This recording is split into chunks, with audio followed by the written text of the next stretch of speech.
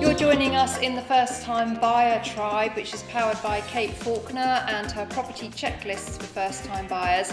And Kate, for this next topic that we're going to discuss, which is all about a surveyor and choosing the right kind of survey, I don't think it's a topic that's aired enough, and there's a lot of misunderstanding about it. And I think the first thing to say is that when the lender sends out a valuer to value the potential property, they are acting on their behalf. Oh yes. They're not doing it for your benefit. And they're charging you for the privilege. Well, of course.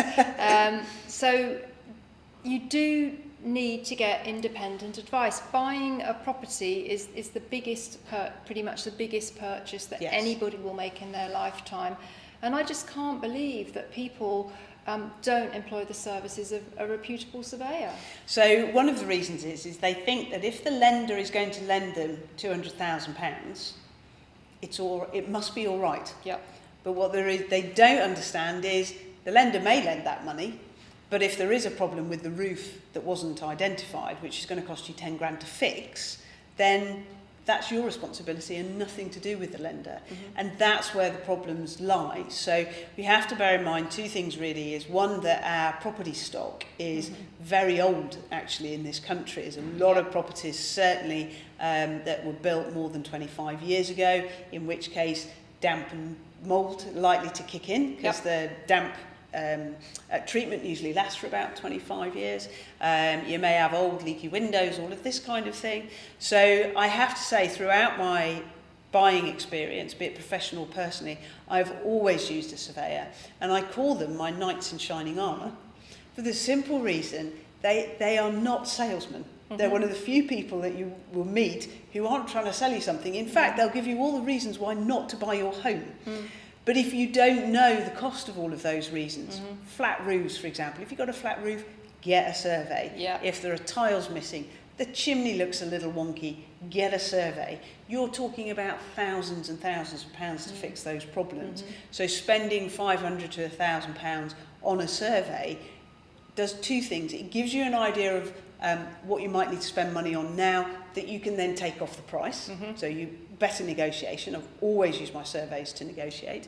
And secondly, they can give you an idea of over the next 5 or 10 years, how much is this, what other costs are you going to incur to maintain? So will that flat roof last? Is there something they've identified that actually needs some extra work, but you might not need to do it now? So I think that's what people don't understand. And if you're perhaps, maybe thinking about buying this property, but you'd had a new build in mind, you might not have realised there was 15, 20, 30 grand's worth of work on the property, which is easy to stack up, and you might have been better off with something else. So it is really important to get a surveyor, and depending on the type of property that you're doing, to get somebody, whether it's a home condition report, and they weren't around in our day when we started buying, so you can just get an idea of the condition of the property. That might cost a few £100 or more, or you can get home buyers, which will also give you the valuation, so you know and can be sure an independent expert has said what its value is, or indeed if it's quite an old property or not built in sort of just brickwork, if you like, you can get a building survey. But they'll advise you on that as well. And as I say, these guys are really good salesmen, but they are your knights in shining armour when it comes to buying. No, I totally agree. And as Kate said, if they identify a problem, they can also give you a rough idea of what it might cost to correct it.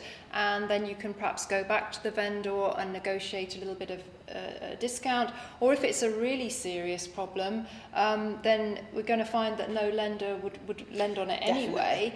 And it's probably best to take a view and walk away. And as you mentioned, for the relatively low price of a few £100s, I think what the surveyor really does, particularly for a first-time buyer, is to give peace of mind that they're buying a robust, serviceable property that hasn't got any nasty things that are going to come and bite later down the line. And one thing I would advise, I've been talking to surveyors about this, and they seem to be quite on board with it, most of them, is that actually don't follow them around throughout the whole survey that they're doing of the property. But certainly if you've got a local surveyor, bearing in mind you're potentially a client for life, ask if you can meet them for the last 10, 15 minutes, because you're now going to be owning a property that you have to maintain. And it is very helpful to have an expert to walk you through all the things you need to be watching out for that you've never had to worry about in the past. So work with a good surveyor, and if they'll let you meet them and explain what their worries are or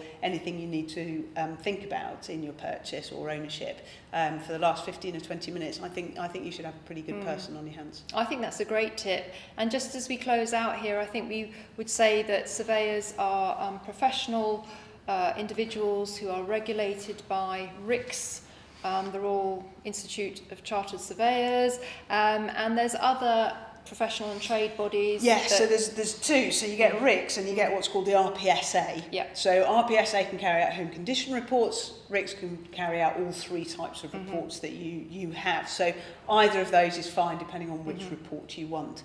And as I say, you can easily find them, but they understand a building. And I know you're buying a home, but actually you're buying bricks and mortar, 4 walls and a building, and you need to know how that building operates and anything you need to worry about. Yeah, and you know, bottom line is they're acting entirely in your interest. Yes, yeah, definitely. A service well worth paying for. It is. So I hope you've enjoyed that little insight into the importance of having a professional survey undertaken on any property you're considering buying.